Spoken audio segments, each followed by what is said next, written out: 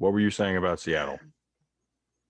No, about manipulating service time. Is what was the president and CEO? I think he is. Yeah, something like that. I don't remember his name. Kevin Mather. Yeah, there you go. This happened literally after we finished recording last week. Yeah. Literally like within an hour.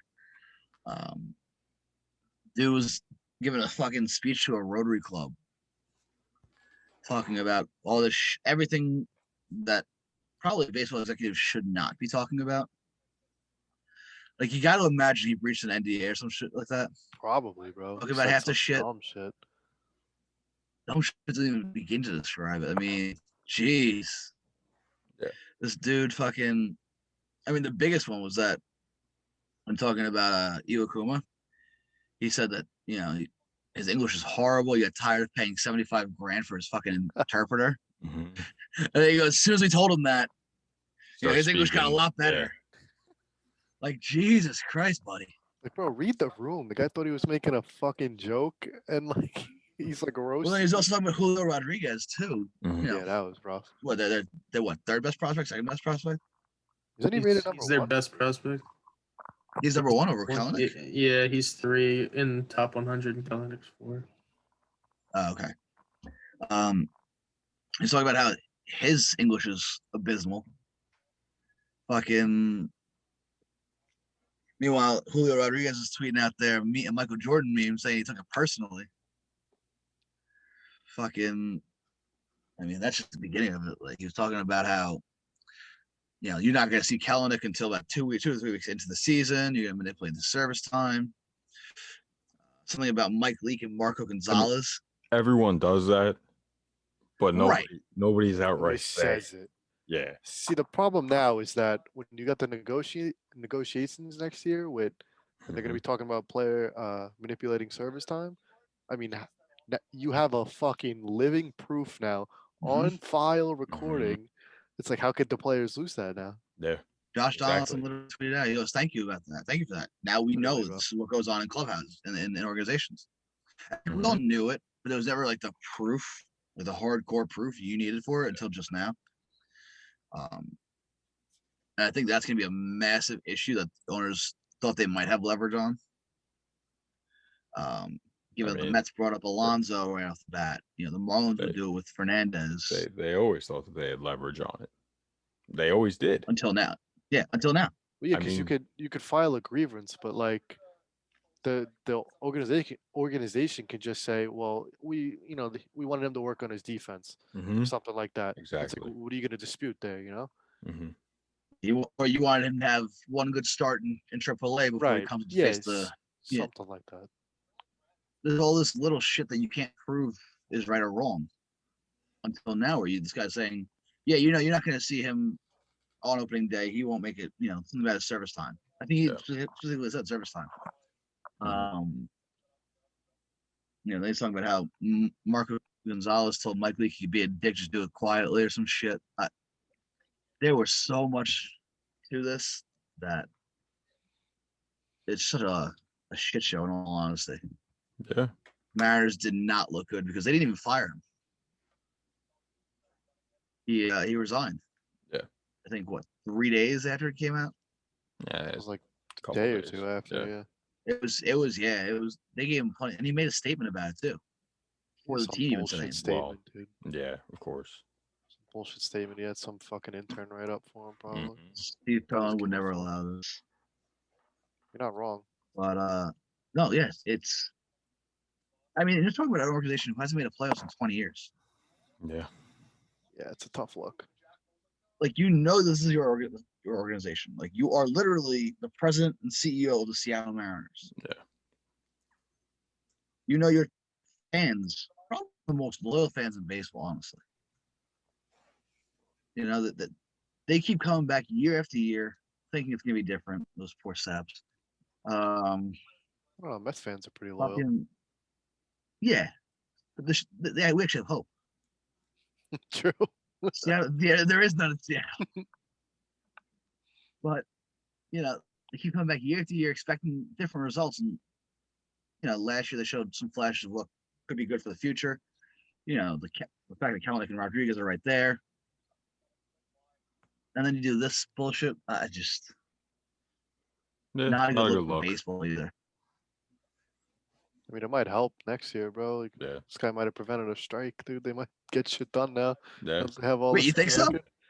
I mean, Has to. probably not, but like, dude, they have so much evidence now. It's like, The what are the play- owners gonna say? Like, Yeah, the players have the leverage like entirely 100%. especially with all the money losses over the past year, and now it's going to be going into this year that they're going to be losing money as well. The players have the leverage. Yeah, dude, they literally tossed the ball into the players' court. It's literally what Mhm. they did. I mean, did you think the owners had any leverage before this? Of course. Yeah, They 100%. always do. Well, yeah.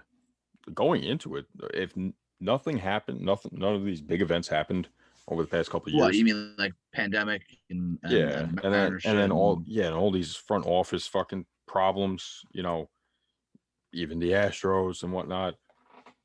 It's a different story. The owners would have probably the higher leverage, as they usually do, going into it. I mean, do you really think that this could have basically prevented a work stoppage? I think I think it helps. There's a Or good do you think that the chance, owners are going to be greedy and say, "Hey, look, what about this issue They where can't afford we it. take They can't afford They it. can't afford it exactly. it's interesting to think about though. Yeah. And hopefully it's something that they start right away because the CBA expires in what, December? Yeah. Well, at the end of the season, so is it December? When does the league year start? I know like football league year starts in like March. Oh, I have no fucking clue. It starts with the winter It's- So, meetings in Winter January. meetings, right? so I would winter assume. meetings. Early So, December, yeah, mid-December. second week of December. So I guess as soon as the World Series ends, you got to sit down both sides and hammer something out. This Yeah. is I mean, they know This could both get- sides know they need to get it done. Like, Yeah. it's like, especially what happened Yeah, last but- year. And Mhm. do you think the players will end up saying, "Hey, listen, we'll be willing to take another year off if it means getting what we deserve," knowing that they have leverage? I mean, I mean, they might throw that out there, but the owners aren't going to take that. You have to realize that the owners need them to yeah, play they have, games. Right. yeah, They need them to play 162 games. Right. No problems at all with 100% capacity. Mhm. That's what they need. Yeah. Which you should be getting next year, hopefully, if not by the end of the season. Hopefully, Right. the owners need that. I mean, as far as Regardless, the owners are going to be losing money this year to what their projections should be. and probably next year too. That depends. We'll see. depends how. I mean, You can't really say. yeah, right it's now. tough to tell. We're on a good path right now, but with Yeah. how this year is gonna end up being and how last year went, bro, like, Mhm. dude, the owners cannot afford to have a strike. Like, they need to like not be stubborn and like genuinely try and compromise. Like, unlike the negotiations last year, Yeah. it was just like they were just being stubborn as fuck. Mhm. I mean, They- as of right they now, have- we're playing 162, right? Yeah, hopefully. Mhm. Yeah. But there's Subject been to no. change because of baseball. What were What? you saying, Mike? Oh no, I was just saying they actually have incentives, like The timing is a shit ton of money, because they're not gonna make. Oh, and I'm frozen.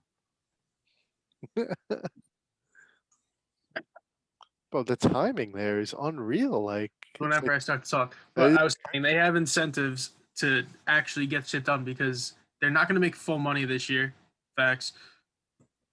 They're not gonna What make is full that? money this year, or even close to half, probably, for the most part. They need to get a deal done, not lose any more money, because they're already so far behind on their money from last year and Yes. this year. They just need it. yeah, Mhm, bro, the only team that's exactly. looking good is the Mets, dude. Yeah. They're the That's just only because of the team. new ownership. Yeah, If it wasn't, the Mets would be in the fucking worst spot possible. Everybody The would- every ownership team and the would fuck. fact that his other business makes so much Yeah. money. Yeah, and they made a ton over the past year. Wait, is it true that the A's have one of the richest owners? Yes. Yeah. Yeah, top I'm just five. yeah, no, I'm just double checking. That's mind blowing. Small market team, my ass. Dude bro. decides not to funnel money into it. The Giants have the second richest owner. Really? Yeah, I But didn't- they actually do. They 4 actually do spend 4.8. money though. They do, they don't. They do no. spend money. but The not Giants They- well. Like Longoria, McCutcheon, Yeah, I mean, It's those not are trades. though. extending Posey. Cueto. Yeah, but they extended these guys for Yeah. a decent amount of money. Like, yeah, they spend it, but it's not proper. Like they are over average, but for the second richest owner in baseball, just In a Steve good Cohen market. in a good market, yeah, he doesn't spend enough. That pisses me off. And they have one of the best GMs too. Yeah, I think with rebuilding, they should be better. Get rid of Gabe Kapler. He's a shitty manager. Yeah, he sucks, dude. I mean, that was Trash. a horrible move from the beginning. Huh? That was a horrible move from the beginning. He'll be done after this year. Yeah, I he could has just to. guarantee it, dude. He's just so not a good bad. manager. He's just bad. Fucking forcing his fucking team to fucking eat vegan. Dude, get the fuck out. No way. What? Does he really? He did that with the Phillies. He tried doing it with the Phillies, and I forget the Phillies owner name. But he Melton. basically okay. Yeah, he told him like, all right, like relax. He did it. He tried doing it in spring training in 2018 was his first year, right? Yeah. Yeah. With the The Phillies, Phillies, yeah. 2017, I think. 27. It might have been Really? 2017, Oh, shit. 2017 or 2018, whatever it It was one of was. those two. Yeah. It was him and Mickey, right? Say it Oh again? yeah, they both came in the same year. They came in the same year. Oh, yeah, 17, yeah. So 17. So yeah, regardless of what year it was, the owner told him like, relax, bro. You can't make these guys That's go vegan. Crazy. Seriously. Yeah. I didn't even hear about that. I just remember Wow. the time he pulled Aaron Nola and he had like 60 pitches, and I was like, "There's no way I'm watching this happen right now." Dude, to go to the Sounds like fucking Kevin Philly Cash. bullpen, bro. Fucking What are you a doing? joke. Gabe Phillies haven't Kapler had or Kevin Cash? Kevin Cash, bro. Come on, like let's not get crazy. Kevin Cash is low key Oh, a genius, Yeah. but he just made a bad move in the biggest stage of the game. That's gonna happen. no. Yeah, Dodgers are better. They were gonna win anyways. It's Yeah. fine. Like Snell would have broken down in 3 outs after, but it's still a bad move. Yep.